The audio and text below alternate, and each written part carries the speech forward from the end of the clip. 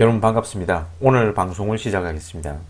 지난 시간에 이어가지고 그 이런 내용을 했죠, 그죠? 앞전 포스팅에서 자 시총 대형 상위 종목을 보유하더라도 그런 포트폴리오는 결국 S&P를 이길 수 없을 것이다 라는 얘기를 요 포스팅에서 했습니다, 그죠? 그러면 이제 향후 S&P 지수를 끌어올리는 기업은 결국 이제 500개 기업 중에서 그 시총 하위의 어떤 혁신적인 기업이 이제 폭발적인 성장을 하여 그 역할을 해낼 것이다 라고 했는데, 그러면 그런 꼬마 기업 발굴해서 향후 그렇게 폭발적인 성장을 하게 될 꼬마 기업을 발굴해서 투자하면 되는 거 아니냐. 그런데 이제 그게 어렵고 불가능하다 그랬죠, 그죠? 이제 그 이유를 한번 살펴볼까요? 자, 여러분만이 아는 어떤 10배 주식을 발견했습니다. 자, 그 주식은 이제 향후 10년 뒤에 10배, 100배가 갈 거예요. 그런 주식을 발견했다고 하더라도 장기 투자할 수 있을까요? 그리고 그런 이제 폭발적 성장을 하게 될 개별 주식 투자가 나와 여러분을 부자로 만들어 줄 수 있을까? 자, 향후 이제 10년에서 30년 후에 나를 노동 해방시켜줄 투자는 어떤 방식의 투자일까? 그리고 이 A라는 사람이 있습니다. 그 공부를 이제 오래 하느라 40세 무렵에 취직을 하고 이제 빵벌이를 하게 됐습니다.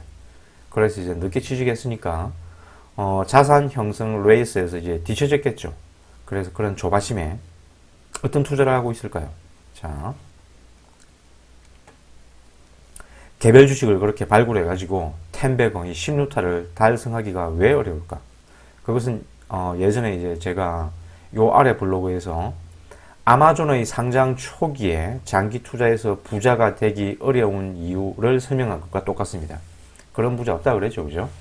아마존 장기 보유해가지고 부자 된 사람은 창업자 제프 베조스와 그의 아내밖에 없습니다.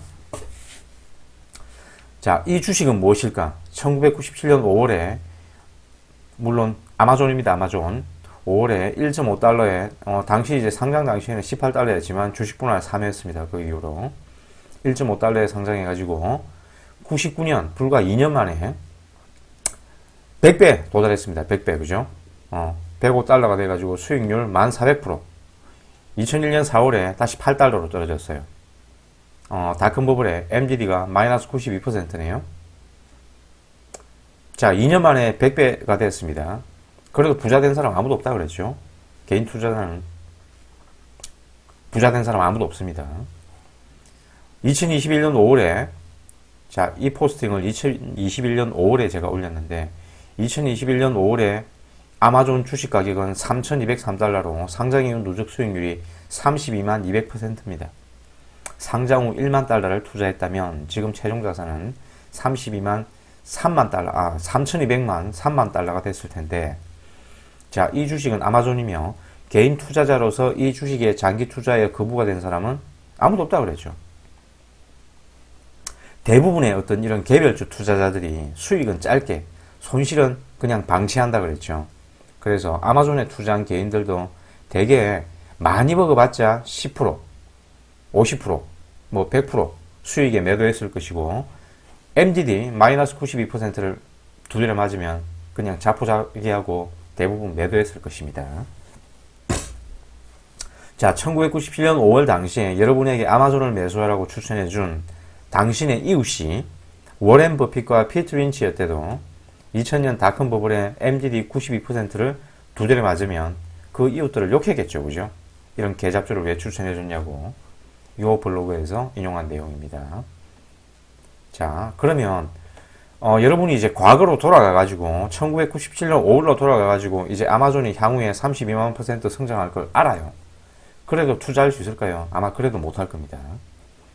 자, 위 블로그를 일단 2021년 5월 4일에 올렸는데 저와 이제 똑같은 생각을 하는 사람이 또 있었네요. 저 같은 이제 아마추어 주장보다는 그 아래에 투자에 이제 구루가 하는 말이 더 설득력이 있을 테니 이 사람의 말을 한번 들어볼까요? 왜 그렇게 개별 주식 폭발적 성장을 기대하며 장기 보유하기가 왜 어려운가? 자, 하워드 막스의 말입니다. 2022년 2월 16일에 포스팅입니다. 자, 하워드 막스가 한 얘기는 자, 요 기사를 한번 요약해 보면 아마존의 예를 딱 들고 있어요. 1998년 5월에 위 기사를 쓴 시점입니다.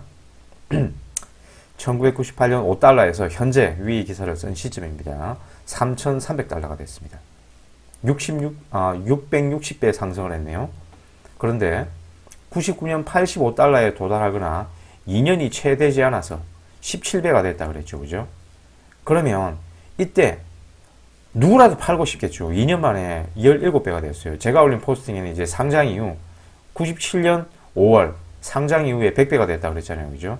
2년 만에 100배가 됐는데 누가 팔고 싶지 않겠습니까? 10배가 돼도 아마 팔고 싶을걸요. 2배, 3배만 되어도 팔고 싶을 겁니다. 그죠? 그런데 이제 그 1년 뒤에는 다시 2001년 닷컴 버블에는 93% MDD를 두드려 맞아가지고 6달러가 돼버렸습니다. 그러면 또 당황해가지고 절망감에 또 팔고 싶겠죠. 그죠? 아무튼 이 600달러에 17배가 되었을 때 600달러에 매도했다면 후속 상승분의 82%를 놓쳤을 것이다. 3200달러까지 상승하는 동안 그 상승분은 놓쳤을 것이다. 그래서 이렇게 개별 주식에 장기 투자하기가 어려운 이유입니다. 오르면 오르는 대로 팔고 싶고 떨어지면 떨어지는 대로 또 팔고 싶거든요. 그래서 이 장기간 복리 효과가 있는 투자를 찾았을 때 가장 어려운 중 하나는 여러분이 알고 있더라도 그래요. 과거로 돌아가가지고 아마존에 다시 투자를 한다고 그래도 3,200달러까지 홀딩하기가 굉장히 어려울 것입니다. 인내심을 가지고 이 예상 수익과 위험을 기반으로 하는 포지션을 유지하기가 굉장히 어렵다는 겁니다. 굉장히 어려워요. 그 개별 주식의 큰 변동성은. 자, 그래서 이 투자는 상대적인 선택인데, 자, 주가가 10% 하락하면 충분히 기분이 나쁘지만 20%, 30% 오르면 이걸 또 내버려 두는 것도 포트폴리오를 소홀하게 관리하는 것 같아요. 그래서 요만큼 찔끔 먹고 다시 또 청산해버리고 또 다른 종목을 기웃하기 시작합니다. 하지만 그런 매매 타이밍을 노리는 전략은 장기적으로 필패한다 그랬죠. 그죠? 필망의 길입니다. 그래서 여러 이제 투자하는 사람들이 익절은 항상 옳다 따위에 이제 헛소리에 취해가지고 매도 수익 실현을 한다면 이 장기 성과는 결국 본전 내지 손실로 귀결될 것입니다. 이건 제 얘기입니다. 다음에 이제 익절은 항상 옳다. 팔아야 내 돈이다. 평가 금액이 손실이어도 팔기 전까지는 손실이 아니다. 이런 다양한 헛소리의 논리 구조의 어리석음도 한번 살펴보겠습니다. 자, 이런 거는 전부 다 헛소리라고 생각하시면 돼요. 그래서 저렇게 하워드 막스가 얘기하는 아마존의 이 사업 모델을 제대로 알고 처음에는 이렇게 온라인 책팔이였지만 나중에 AWS 사업도 하고 온라인상에서 책뿐만 아니라 거의 핵 잠수함도 팔 기세까지 성장한 아마존의 사업 모델을 처음에 제대로 알아봤어요, 여러분이. 그래서 상장 초기부터 투자해도 그 무시무시한 변동성을 건디며 10배거를 달성하기가 불가능하다라는 결론의 재확인입니다. 자, 그래서 이제 이런 한번 호황된 상상을 해보겠습니다. 자, 만약 여러분이 이제 25년 전으로 돌아가가지고, 현재 아마존이 이제 32만 %가 성장했다라는 사실을 알고 1997년 5월 당시로 돌아간다면 여러분은 아마존을 장기 투자해가지고 부자가 될 수 있을까? 자, 그래도 불가능할 것이다. 자, 그 이유는 저기 아래에서 좀 더 자세히 살펴보도록 하겠습니다. 자, 장기적으로 이 주식시장에서 90%의 개인 투자자들이 장기 실적이 손실을 거두거나 간신히 예금 이자 수준의 수익을 얻는다 그랬죠. 이 통계적으로 확인된 사실이에요. 그래서 이제 개인 투자자가 결국 장기적으로 시장에서 살아남는 유일한 길은 인덱스 펀드를 바이 홀드 포에버 하는 길밖에 없습니다. 그러면 현재 유튜브에 보이는 수많은 주식 투자해가지고 나 파이어 했다. 그리고 슈퍼개미 됐다. 이런 사람들은 뭐냐? 자, 그런 사람들이 사망할 때까지 기다려봐야 되겠죠. 그런 사람들이 과연 죽을 때까지 그렇게 자기 방식의 그 자기 투자 전략을 유지해가지고 과연 주식 투자로 부를 이루었을지, 주식 투자 관련 강의 팔이, 책 팔이, 그리고 이 리딩 그런 장사로 이 부를 축적했을지 그거는 사망할 때까지 기다려봐야 되겠죠, 그죠? 제가 본 바에 의하면 10년 전에 그런 슈퍼개미라고 하는 사람들 지금 아무도 없습니다. 그럼 이제 지금 이제 슈퍼개미, 파이어 했다는 이런 사람들 10년, 30년 사망 때까지 기다려봐야 되겠죠, 그죠? 자, 왜 이렇게 장기 실적이 손실을 거두거나 예금이자 수준을 간신히 얻을까? 그 이유는 이제 개인 투자자들의 투자 행태가 대부분 이렇기 때문이죠. 다음과 같습니다. 역시 저 기사에서 이 그래프를 발췌했습니다. 아래 그래프 역시 통계적 사실입니다. 아마 90% 이상의 투자자들이 다음과 같은 투자 행태를 장기간 지속할 것입니다. 자, Real Investor Psychology. 이 현실적인 투자자들의 이 심리 상태입니다. 그죠? 처음에 이렇게 찔끔찔끔 오르기 시작하면 역시 찔끔찔끔 사겠죠. 뭐 100만 원도 넣어봤다가 150만 원도 넣어봤다가 하지만 이렇게 상승장의 끝무렵에 큰 돈을 넣겠죠. 그리고 하락하면 조정이 왔네 매수 기회다 생각하고 또 사고 하다가 이 바닥에서 이제 이 절망의 바닥에서 대부분 팔고 떠납니다. 그리고 역시 이렇게 고점 매수, 저점 매도, 고점 매수 이 고점 매수할 때는 큰 돈을 넣어서 고점 매수를 해요. 그리고 저점 매도할 때는 전량 청산을 합니다. 그래서 이렇게 또 대세 상승기 10일 놓치면 수익률 반토막되고 20일 놓치면 본전돼 버린다 그랬죠. 그래서 이렇게 이런 식의 투자 행태를 반복하다가는 장기 투자 성과가 손실이거나 본전입니다. 하지만 이렇게 고점을 돌파할 때마다 계속 이렇게 샀다면 팔지는 않고 샀다면 그러면 시장 수익률 수준의 수익률을 꾸준히 얻을 수 있습니다. 차라리 이렇게 고점을 돌파할 때마다 바이를 하는 전략을 썼더라면 그래도 시장 수익률을 누릴 수 있어요. 하지만 이렇게 전형적으로 이렇게 거꾸로 가는 매매 타이밍을 선택했다면 역시 장기 실적이 손실이거나 본전일 것이다. 그래서 다시 아마존의 차트를 보면, 자, 아마존 차트입니다. 대부분의 투자자들이 상장 이후에 물렸겠죠, 그죠? 상장 이후에 고점 찍고 쭉 떨어졌습니다. 그리고 참고 기다리다가 20일 정도만 돼도 굉장히 큰 인내심을 필요합니다. 20일 만에 짜증나서 매도했겠죠. 저점에서 매도했습니다. 그리고 좀 지켜보다가 다시 상승을 하네요. 급상승을 하네요. 그러면 또 상승의 포모에서 또 매수를 했겠죠. 그죠? 또 매수를 했습니다. 자, 고점 매수를 했습니다. 그리고 고점 매수하고 다시 한 18% 상승을 했어요. 그래서 2달 만에 18% 먹고, 자, 2달 만에 18% 풀었으면 크게 번 겁니다. 그죠? 그래서 18% 먹고 수익 실현하고 매도를 했습니다. 매도하고 보니 다시 한 달 만에 쭉 이렇게 빠졌어요. 그래서 잘 빠져나왔네. 내가 매매 타이밍을 잘 맞췄네. 본전이나마 건진 게 다행이네 하고 이제 안도하고 안 쳐다봤겠죠. 그리고 이제 이후 20년 만에 32만% 수익은 이제 놓쳤습니다. 자, 대부분의 아마존 개인 투자자들의 투자 행태였을 것입니다. 그러면 이제 10년에서 30년 후에 나를 노동 해방시켜줄 이런 투자는 어떤 투자일까? 자, 결국 이제 이 질문은 포트폴리오의 액티브 운용이냐 패시브 운용이냐의 답을 구하는 과정이겠죠. 그래서 결론 내리면 뭐 하나마나한 얘기입니다. 그죠? 나를 노동 해방시켜줄 자산 투자 방식은 패시브 투자가 정답이 될 것이다. 하나마나한 얘기입니다. 그래서 또 미리 결론 내리자면 개별 주식과 큰 변동성이 큰 자산 투자로 노후 노동 해방이 어려운 이유 또 여전히 했던 말입니다. 그죠? 자, 변동성 증가는 매매 회전율 증가로 이어지고 수익률 감소로 이어집니다. 이건 뭐 수학적 공입니다. 그죠? 그래서 외우라고 했습니다. 자, 큰 변동성은